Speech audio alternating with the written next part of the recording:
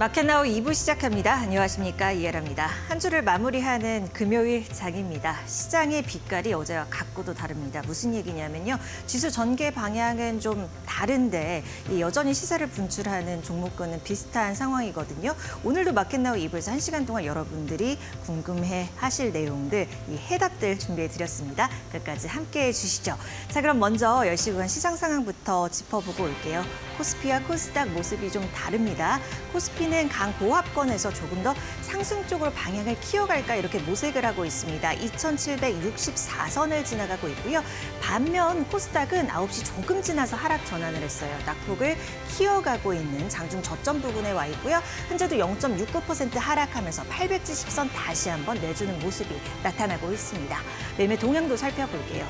외국인이 매수 규모를 조금 더 확대해 나갈 수 있을까요? 현재 구간에서는 1,300억 원 가까이 사주고 있고요. 기관 쪽에서는 어제 이어서 오늘도 덜어냅니다. 1,500억 원 넘게 매도세 보여주고 있습니다. 코스닥도 볼게요. 외국인과 기관이 함께 팔고 있습니다. 외국인은 1,450억 원, 그리고 기관 쪽에서는 830억 원 정도 매도를 하고 있다는 점이 나타나고 있습니다. 자세한 종목 얘기는 2분 통해서 들어보도록 할게요.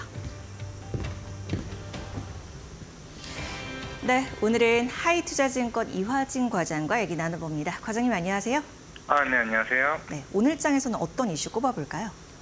네, 어제 이제 이재용 회장님이 이제 귀국을 했습니다. 그러면서 이제 파운드리 관련된 얘기를 해왔고, 물론 향후에 레거시에 대한 기대감도 충분히 좀 커질 수 있다 좀 보이고 있기 때문에, 물론 이제 이번 달에 이제 HBM3E 8단 반도체를 예정대로 양산한다라고 얘기를 해왔었기 때문에 오늘 전반적인 삼성전자가 시장을 조금은 이끌고 있고, 뭐 이오테크닉스와 같이 여러 이제 삼성전자 밸류체인 종목들이 좀 시장에서 좀 움직이는 모양새를 보여주고 있습니다. 네, 먼저 삼성전자 필두로 한 내용들 좀 오늘 장 이슈로 꼽아주셨는데 특징적으로 우리가 좀 살펴볼 만한 섹터가 있다면요?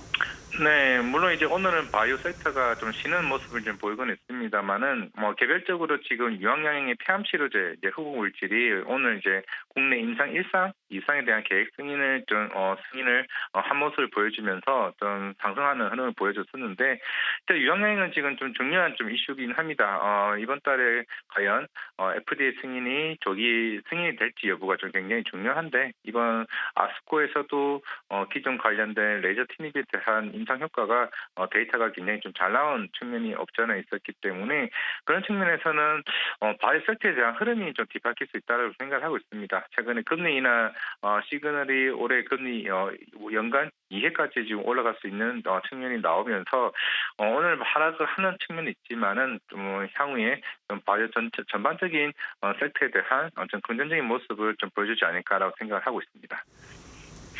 여전히 횟수는 불확실성에 문제가 있기는 하지만 이제 금리 인하 확정적인 부분이니까 그에 따라서 이제 바이오들도 어떻게 꿈틀꿈틀할까 이렇게 움직이는 구간인 것 같습니다. 과장님, 종목 얘기는 조금 더 우리가 길게 상세히 들어볼 수 있을 것 같아요. 어떤 종목 좀 꼽아볼까요? 네, 알테오젠입니다. 알테오젠 뭐 오늘 좀 빠지긴 합니다만은 저는 25만 원 이하에서는 충분히 매수 접근 가능하다는 말씀을 드리겠고, 뭐 애초에 이번 바이오 USA도 그랬고 실질적으로 지금 기존에 이제 머크사 관련된 SC 관련 밸류가 굉장히 한 단계 더 올라갈 수 있는 측면이 있죠. 실질적으로 지금 가장 목표가를 많이 올렸던 엄미늄 에너지도 지금 거의 30만 원 목표가 있는데, 그거 같은 경우는 이전에 로열티 3% 이제 가정하에 이제 주가를 30만 원에 잡았습니다. 최근에 이제 머크사 같은 경우가 자체적으로 SC 제형 개발을 했던 게 실패했다고 인정을 했고, 결국에는 알테젠의 알트비포에 대한 가치가 훨씬 더 높아질 수 있기 때문에, 그러면 우리가 기존에 로열티 5% 가정을 했을 때 키트로다 28년도 대략 70조를 가정하게 된다라고 하게 되면은 목표가가 그 42만 원 시나리오도 충분히 나올 수 있는 모습을 좀 볼 수가 있습니다. 그렇기 때문에 그것만 해도 지금 추가적인 상승 여력은 충분하다는 말씀을 드리겠고, 물론 이제 국내 테르가제 히알루론이다제 국내 임상 허가도 남아 있긴 하지만은 그거 아마 6월달에 나올 가능성이 굉장히 큽니다. 뭐 이걸로 인해서 그 주가를 크게 끌어올린다기보다는 한 단계 한 단계 올라간다는 느낌이 있고, 결국에는 상반기 하반기 가장 중요한 이슈는 ADC, 이제 SC 제형 관련된 플랫폼에 대한 기술 이전에 대한 기대감이 더 크다라고 좀 말씀을 드릴 수가 있을 것 같습니다. 만약 이것마저 추가적으로 나온다라고 가정을 하게 되면은 미루어 진작컨대 충분히 50만 원, 70만 원 가격대도 목표까지 나올 수 있다고 보고 있거든요. 왜냐하면은 그 ADC 판매사가 향후에 28년도에 40조, 50조에 대한 기대감이 있는 회사이기 때문에 그 밸류를 올린다고 하게 되면은 알테오젠은 빠질 때 담아가자 말씀을 드리겠습니다. 네, 첫 번째로 알테오젠 꼽아주셨고요. 또 살펴볼 것이 있다면요?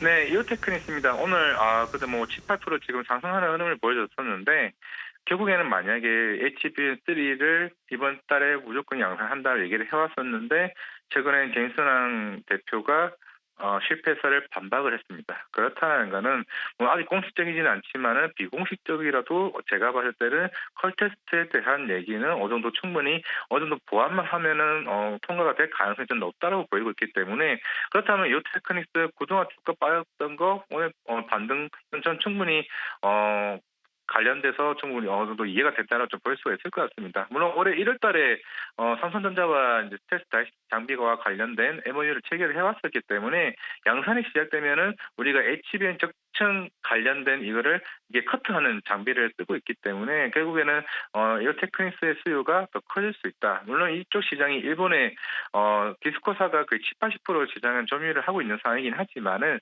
결국에는 우리 국산화 장비를 어느 정도 계속 꾸준히 해왔었기 때문에 이 테크닉스가 가장 큰 수혜가 아닌가라고 생각을 좀 하고 있기 때문에, 물론 이제 어제 삼성전자 관련된 이슈가 나왔었고 향후에 레거시나 HBM이나 아니면 파운드리와 같이 전반적으로 이 테크닉스에 대한 수혜는 충분히 좀 나올 수 있기 때문에 장비 수주에 따른 실적에 대한 모멘텀은 충분히 좀 나올 수 있다라고 말씀을 드리겠습니다.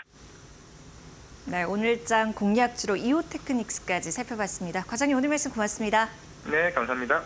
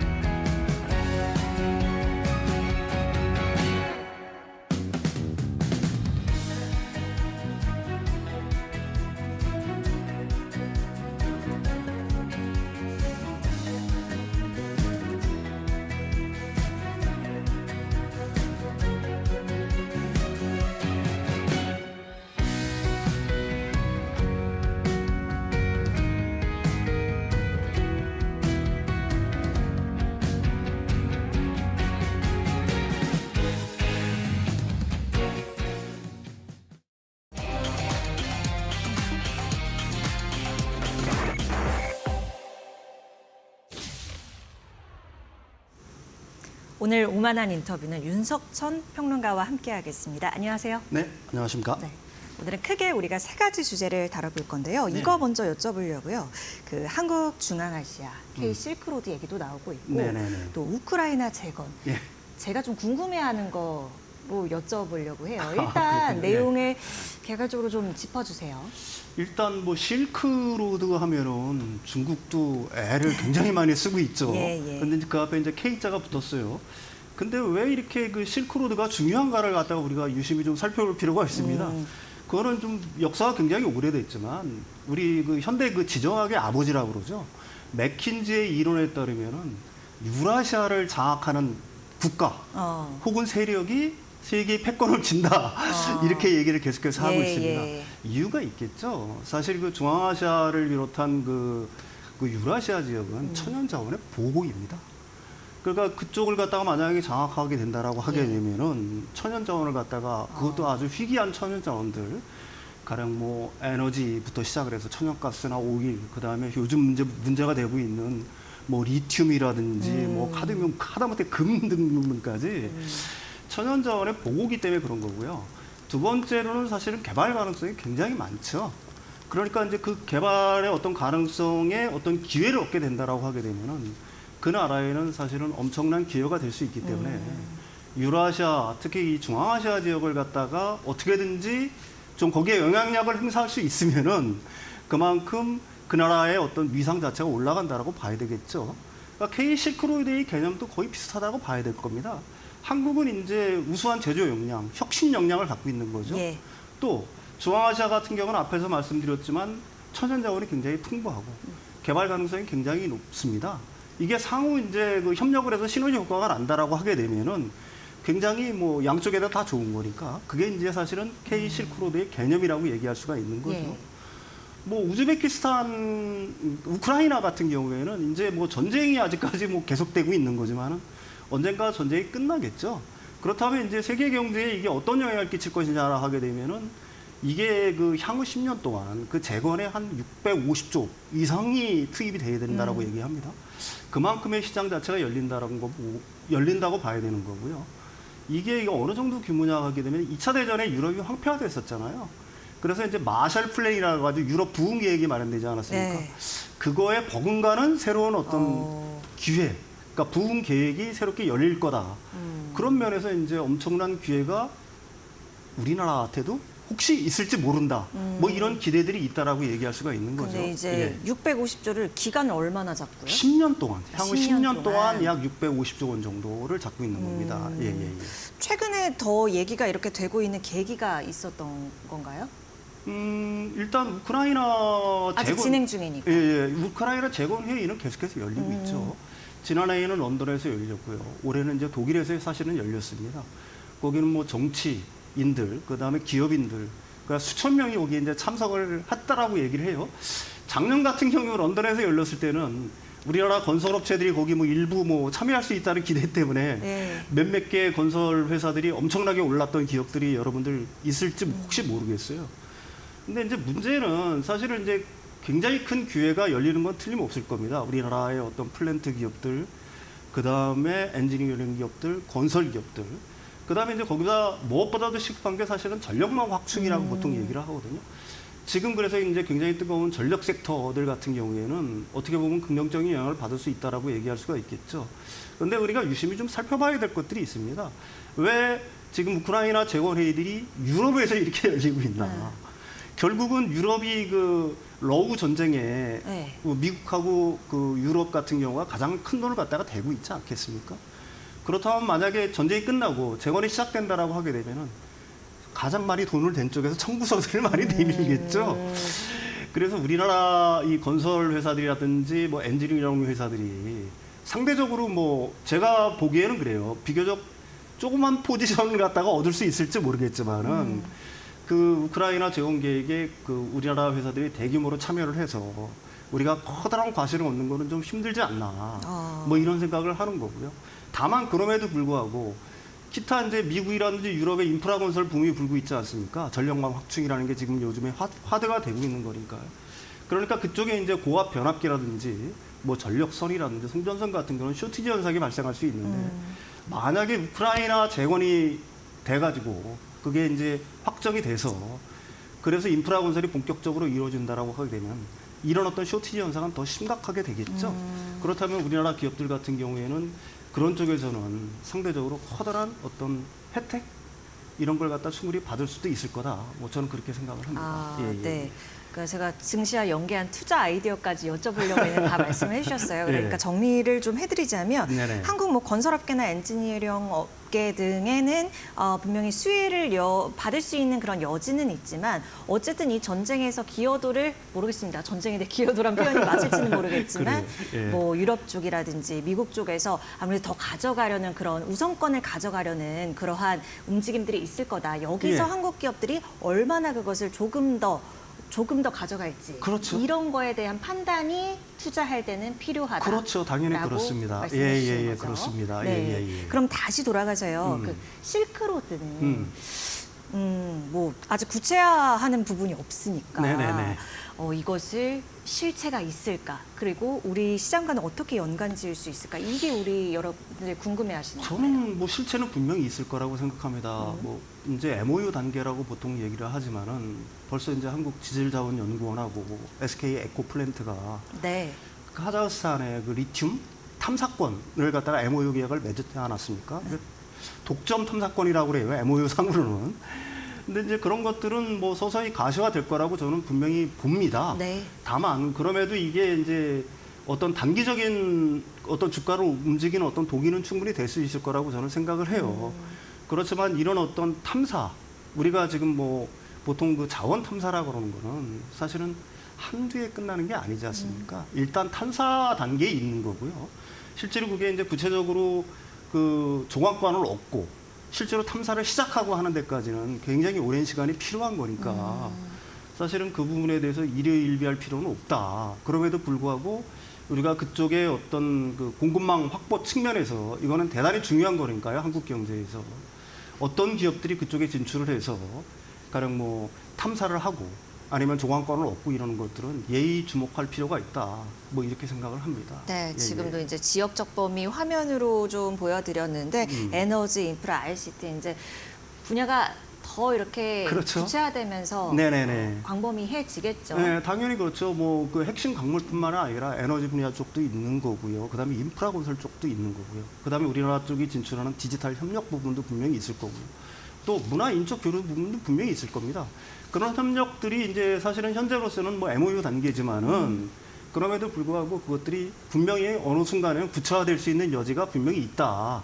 왜 그러냐면 그쪽 중앙아시아에 있는 나라들도 우리나라의 어떤 개발 능력이라든지 제조 능력이라든지 혁신 능력을 갖다가 거기에 대한 어떤 신뢰가 분명히 있기 때문에 분명히 언젠가는 구체화되겠죠. 하지만 지금 단계에서는 사실은 그다음에 사실 그쪽 나라들의 어떤 정치 지형이라는 게 네. 사실은 굉장히 안정된 뭐 이런 상황은 제가 알고 있기는 아닌 줄 알고 있습니다.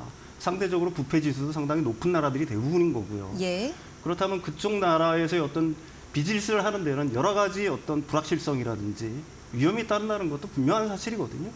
그럼에도 불구하고 장기적으로 놓고 보게 되면은 우리나라 기업들한테는 그만큼의 기회들이 열린다는 건 분명한 사실이죠. 네, 예, 예. 알겠습니다. 네네. 자, 여기가 첫 번째 이슈 마무리해 보겠고 다음은 또 아주 뜨거운 2차 전지를 여쭤볼게요. 최근에 주요 2차 전지주 흐름은 어떻습니까? 이 섹터별로 약간 좀 다른 온도차가 좀 있는 것 네. 같아요. 가령 전해액이라든지 전해액에 들어가는 리튬이염이라든지 아니면 리튬 가공, 실제로 리튬 가공을 하는 업체들, 그다음에 실적이 보이는 업체들, 그다음에 리튬 가공에 필요한 장비를 갖다가 그 납품하는 업체들, 이런 업체들 같은 경우에는 상당히 좋은 실적을 내고 있고요.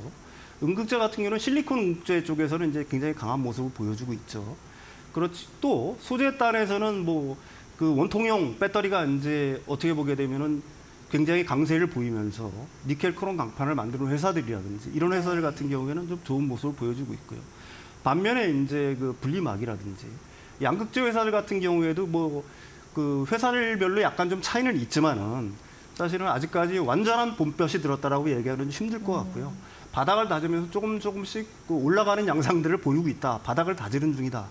이렇게 그 섹터별로는 좀 정리를 할 수 있을 것 같아요. 네. 예. 그럼 그 중에서도 지금 섹터별로 내용을 정리를 해주셨는데 반등을 보이고 있는 군들은 이유가 뭡니까? 지금 이 시점에서. 이 시점에서는 분명히 좋은 실적이 뒷받침되고 있다는 얘기죠. 가령 전해액 같은 경우에는 사실은 북미 시장에 직접 진출해서 공장을 가동하고 있는 거고요. 그게 시장 점유율이 굉장히 높고 실적이 지금 나오고 있지 않습니까? 또 전해액이 호조를 보임에 따라서 전해액에 들어가는 리튬염을 공급하는 회사들 같은 경우도 실적이 뒷받침되고 있는 거고요.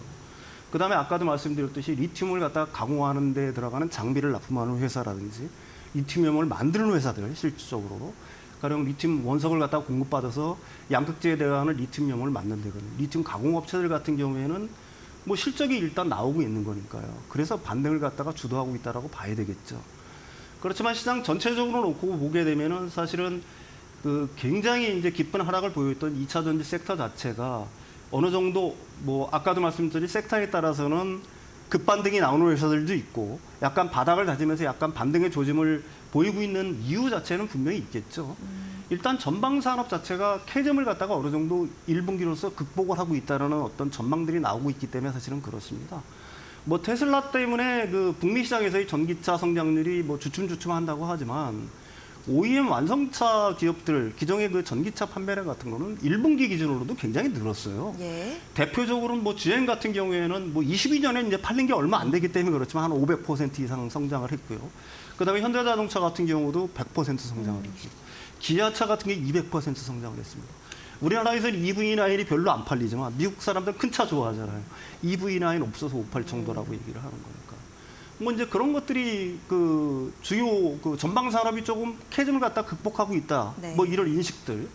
그다음에 이제 올 그 3분기 정도부터는 이제 그 볼륨급, 엔트리급 그 중저가 그 전기차들이 대량으로 나오지 않습니까? 가령 우리나라 기아에서는 EV3라든지 아니면 GM에서는 이코넉스라든지 아니면 테슬라에서는 연말이 될지 뭐 내년일지 모르지만 모델 2라든지 이런 이제 중저가 그 전기차들이 시장에 나오기 시작하면서 그거에 대한 어떤 기대들 이게 상당히 이제 커지고 있는 상황이라고 얘기할 수가 있는 거죠.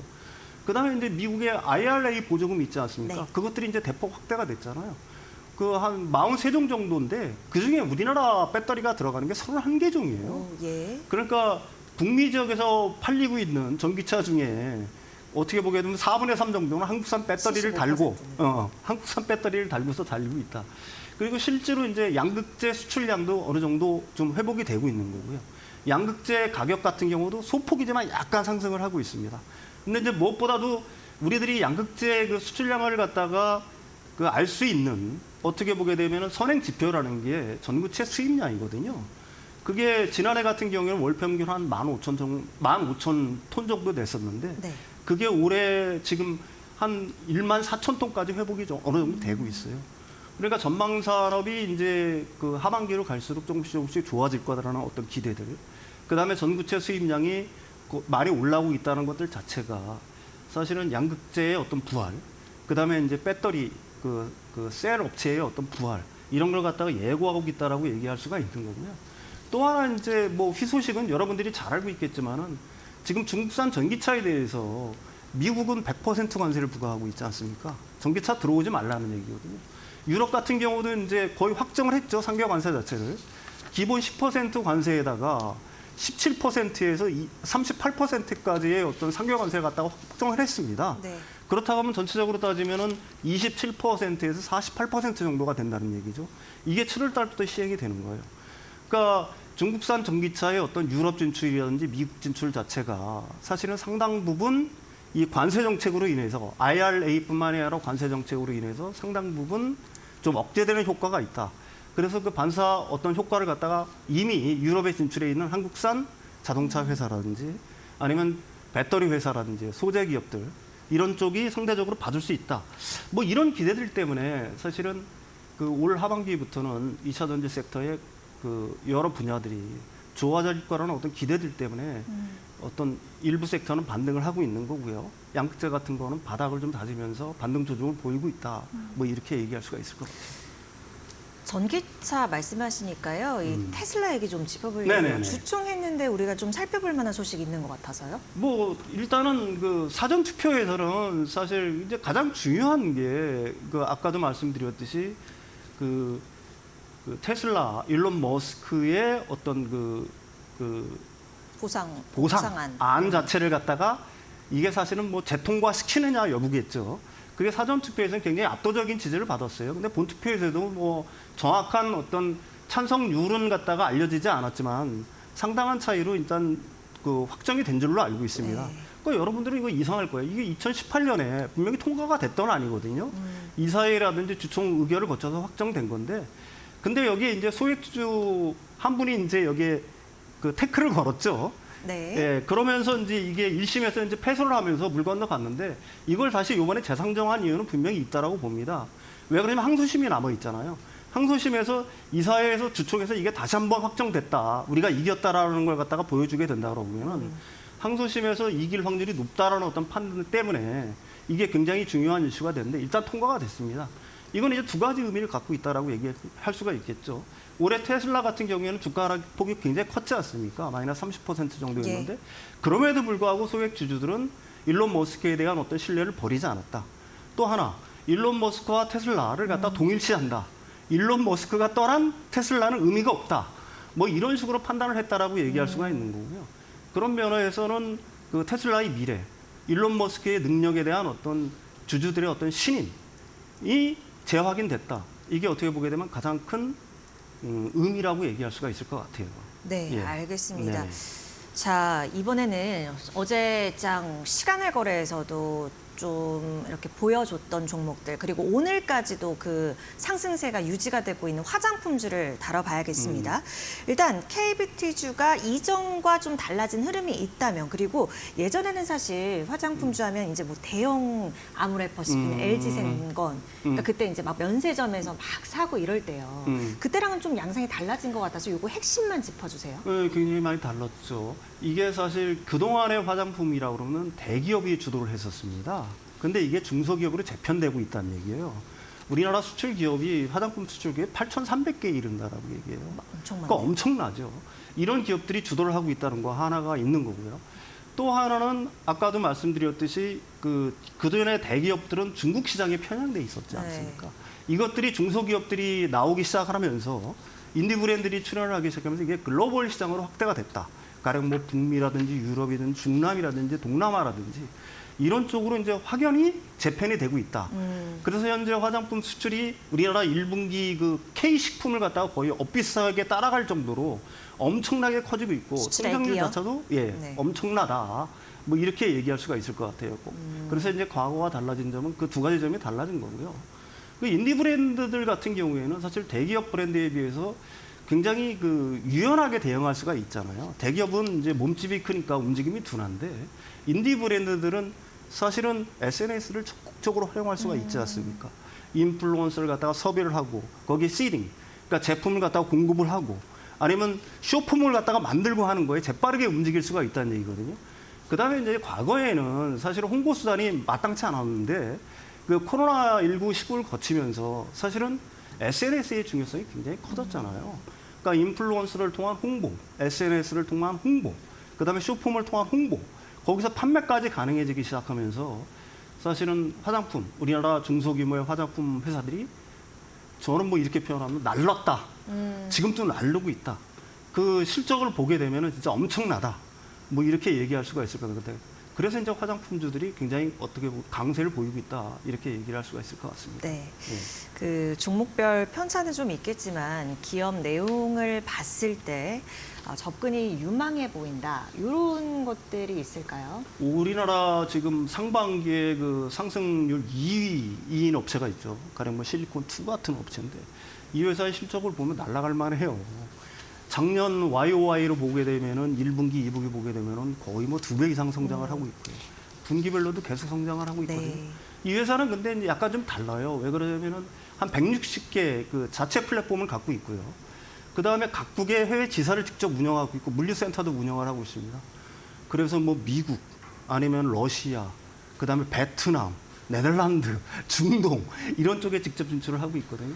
올해 네. 성장 그 예상을 보게 되면 매출액은 100%, 영업이익은 네. 200% 정도 성장이 뭐 유력하니까 예. 뭐 잘 나가고 있다라고 얘기할 수가 있는 거죠. 그래서 주가가 실리콘트. 반응을 하고 있는 겁니다. 예, 실리콘트 얘기해 주셨고 요새 이제 외국인들이 그 화장품 사러 백화점이나 면세점 찾는 게 아니라 오면은 올리브영 가고 다이소 가고 이래요. 네네네네. 그래서 제가 올리브영 여쭤보려고. 네네. 근데 이제 상장사가 아니니까 CJ 밑에 있잖아요. 네네네. 요거 체크 좀 해주십시오. CJ 올리브영 같은 경우에는 올해도 한 40% 정도 성장이 뭐 예상이 되니까 굉장히 좋죠.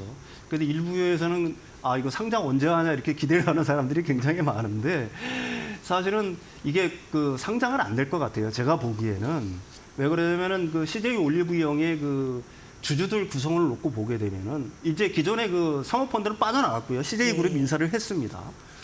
그 나머지 부분은 그 CJ의 4대들, 그러니까 그쪽들이 대부분 갖고 있습니다. 그러니까 CJ 올리브영이 가치가 올라가가지고 만약에 CJ랑 합병을 한다 그러면 지주사 아닙니까? 그러니까 승계 자체가 굉장히 원활해지겠죠. 네. CJ 지분을 갖다가 많이 획득할 수가 있는 거니까요. 그래서 CJ 쪽 입장에서 놓고 본다라고 하게 되면은 제가 보기에는 이걸 IPO 그러니까 상장시키는 것보다는 CJ랑 합병을 해서 이렇게 가는 걸 갖다가 선택할 가능성이 굉장히 높다. 그래서 CJ 주가 자체는 어떻게 보게 되면 상당히 올랐다가 그런 기대로 요즘 좀 조정을 보이고 있는데 이게 다시 가시화가 된다라고 하게 되면은 기존 CJ 지주사의 올리브영의 어떤 가치가 합산해지는 거니까 CJ의 어떤 주가 상승 여력은 있다. 뭐 이게 확정이 된다. 뭐 그렇다라고 한다면요. 네. 뭐 그렇게 봐야 되겠죠. 네, 예. 알겠습니다.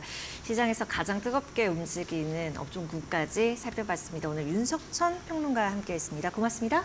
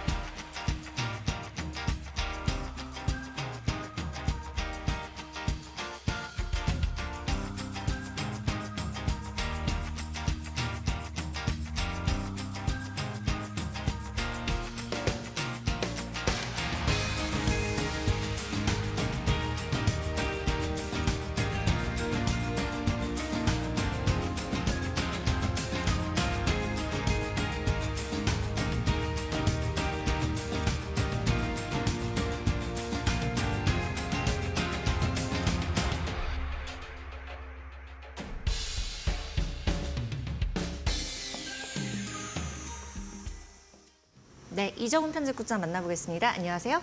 안녕하세요. 네, 오늘은 우리 시장 대장주 삼성전자 얘기를 해볼게요. 주가가 참 강했어요, 최근에. 예, 오늘 아침도 확인하고 들어오니까 지금 한 8만 원 근처까지 네. 가 있거든요. 최근 사흘간 주가가 계속 상승 흐름을 보이고 있다라는 건데요. 몇 가지 호재들이 사실 있었죠. 지금 삼성전자가 매년 실리콘밸리에서 개최하는 파운드리 포럼이 엊그제까지 있었고요. 예, 거기서 이제 그 미래의 향후의 파운드리 전략에 대한 발표들이 좀 있었었고요. 그 성과에 대한 기대감들이 일부 주가에 작용을 했다라는 거고요. 어제 저녁에 이재용 삼성전자 회장이 귀국했습니다마는 2주간의 일정으로 미국 전체를 동부부터 서부까지 다 둘러보고 다니면서 빅테크 기업의 CEO들을 만나고 다녔거든요. 거기서 뭐 어떤 성과가 있지 않을까라는 기대감. 그다음에 몇몇 증권사에서 삼성전자의 그 HBM이 엔비디아에 납품될 수도 있다라는 어떤 기대 섞인 전망이 나오면서 주가가 전체적으로 좀 상승 흐름을 탔다 이렇게 봐야 될 것 같습니다. 네, 그럼 미국 파운드리 포럼에서 이 삼성이 발표한 전략은 어떤 거길래요?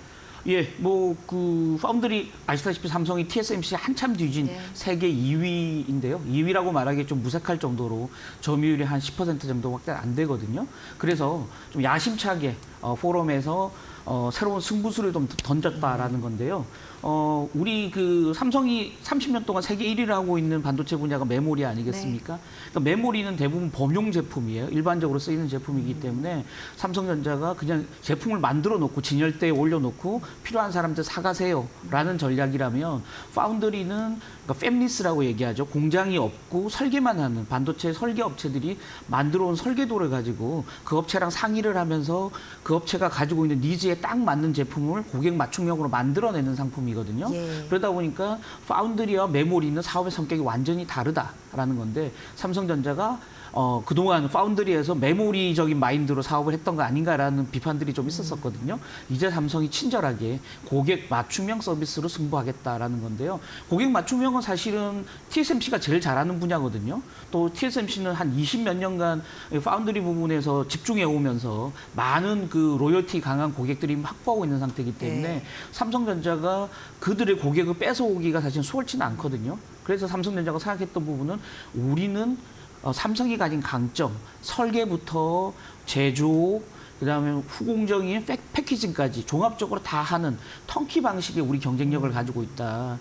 그러니까 사실은 메모리를 하지는 않잖아요. TSMC 같은 경우는. 그래서 모든 설계 능력까지 다 가지고 있는 그 종합적인 종합 반도체로서의 승부수를 좀 가져가겠다라는 거고요. 그런 턴키 방식으로 그 계약을 하면서 타사 대비, 경쟁사 TSMC 대비해서 20% 가까이 납품 기간을 줄여주겠다. 이런 이제 전략을 편다라는 거거든요. 그래서 이제 어떻게 하냐면 팹리스 업체가 이러이러한 반도체를 만들어 보겠다라는 구상을 가지고 오면 삼성전자가 원팀을 구성합니다. 고객사와 원팀을 구성해서 같이 반도체 설계 작업부터 같이 이제 작업이 들어가는 거죠. TSMC는 설계도를 갖고 와야 만들어주는데 삼성전자는 설계 능력까지 가지고 있기 때문에 설계도를 같이 만든다는 거죠. 커스터머와 같이 만들고 그 만든 설계도에 따라서 이제 GPU나 NPU 같은 걸 직접 파운드리에서 만들어주는 거죠. 그다음 삼성전자 메모리에서 만들어 놓은 그 HBM을 같이 이제 하나로 묶어내는 그래서 패키징까지 다 해내는 그러니까 일관 공정을 가지는 거죠. 그럼으로써 납기를 한 20% 정도 줄여준다라는 겁니다. 이걸 통해서 그 TSMC와의 차별성을 좀 점하겠다는 거고요. 아시다시피 지금 AI 서비스 시장을 놓고 전 세계 빅테크들이 치열한 경쟁을 벌이고 있는 상태이기 때문에 시간이 돈이다라는 거죠. 그래서 삼성전자는 고객들의 그 시간을 사주겠다라는 겁니다. 20% 시간을 줄여주겠다라는 거고 이게 조금 효과를 발휘할 수 있지 않을까라는 저는 개인적인 기대를 좀 해보는 거고요.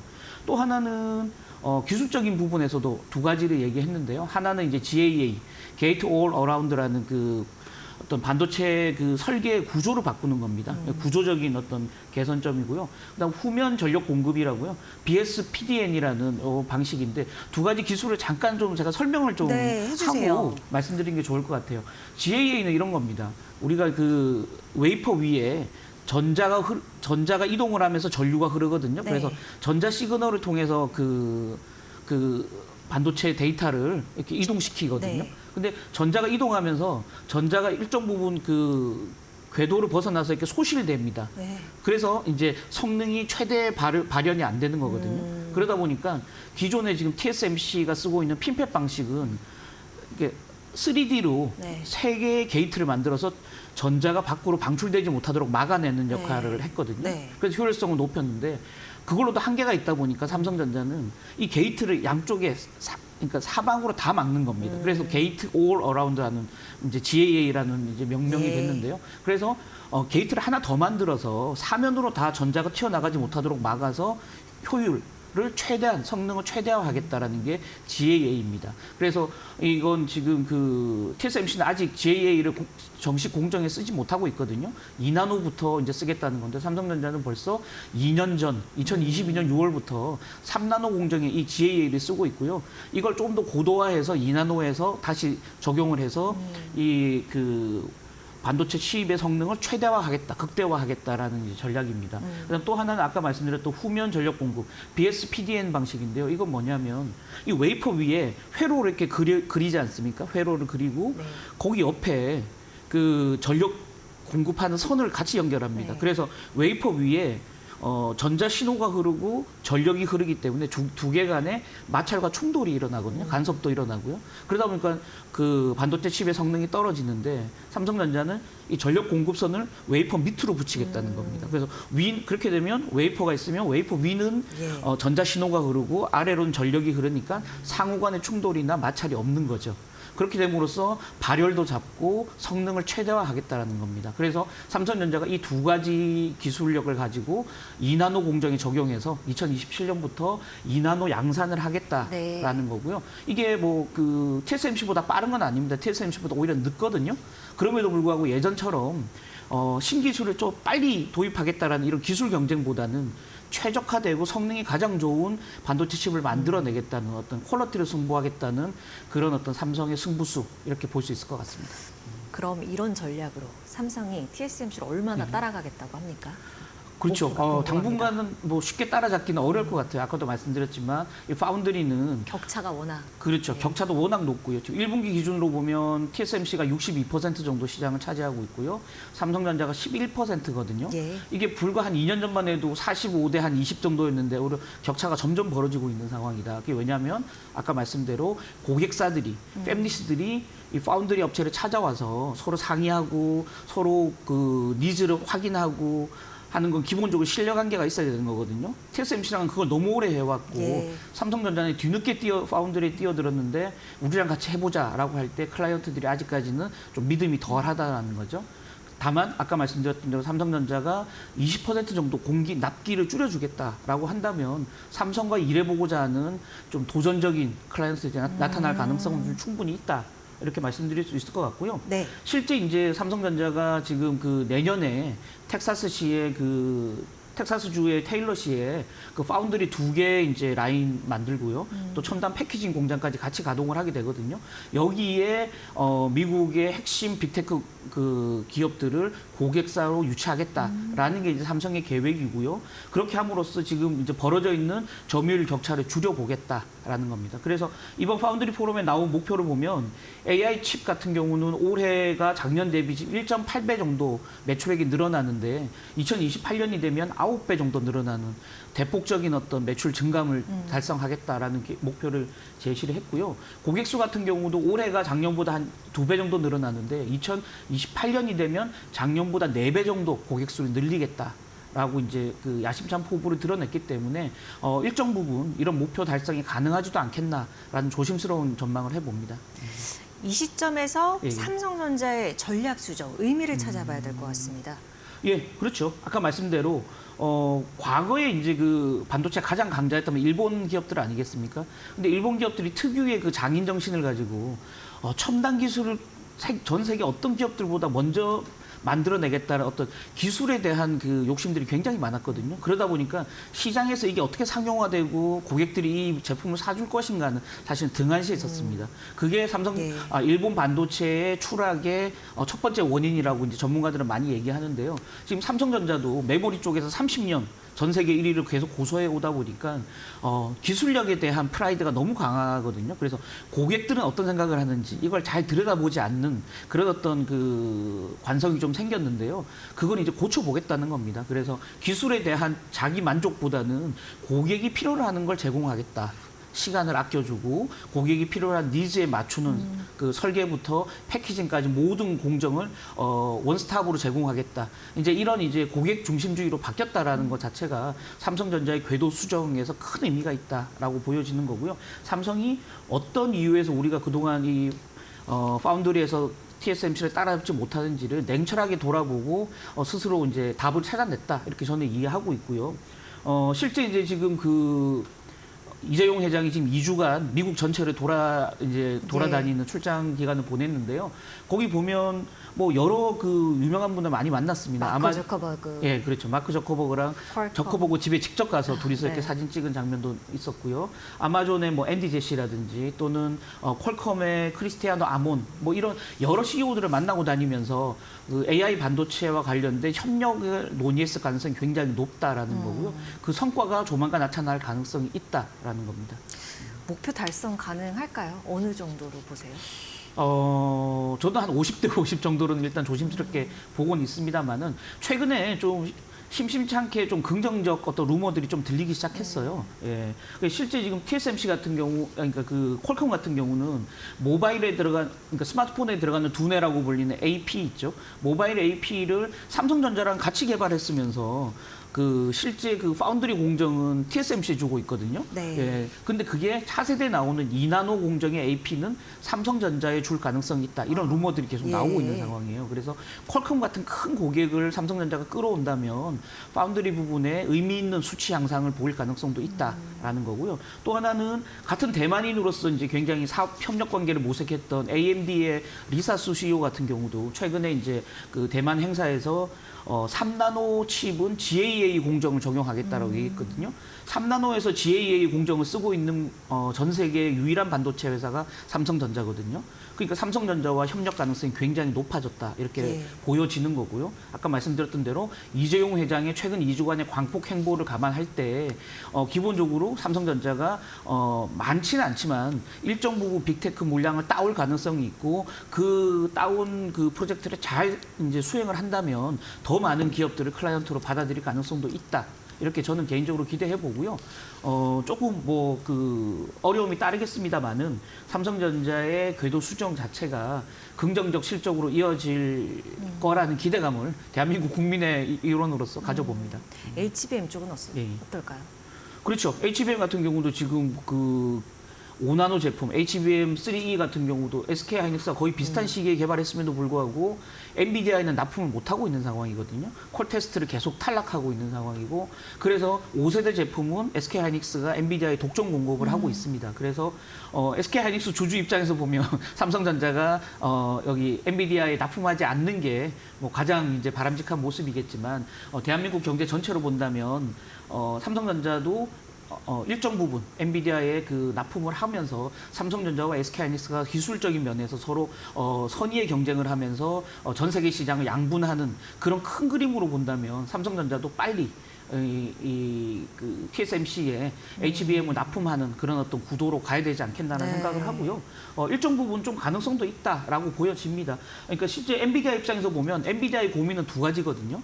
지금 GPU가 뭐 물량이 딸릴 정도로 GPU를 만들어내는데 이제 버겁지만 사실은 그 전 세계 갑 중에 갑처럼 보이지만 엔비디아가 아파하는 손가락이 두 개 있습니다. 하나는 SK 하이닉스거든요. HBM을 SK 하이닉스만 공급을 하기 때문에 SK 하이닉스의 HBM을 빨리 받아오지 못하면 GPU를 같이 하나로 묶어서 그러니까 그 AI 칩으로 판매하기가 불가능하거든요. 그래서 SK 하이닉스가 좀 고자세로 나오는 거 아닌가라고 이제 엔비디아는 굉장히 좀 불쾌함을 갖고 있고요.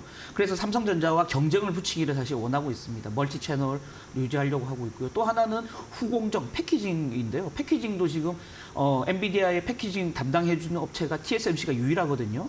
그 코어스 공정이라고 하는데요. 그러다 보니까 엔비디아 입장에서도 TSMC가 너무 고자세로 나오는 거 아닌가? 가격을 후려치려는 거 아닌가? 뭐 이런 이제 그 물론 협력 관계이긴 하지만 그래서 또 거기도 경쟁을 붙이려고 합니다. 그런 면에서 보면 삼성전자가 틈새를 비집고 들어갈 수 있는 가능성은 좀 여지가 있다라는 거죠.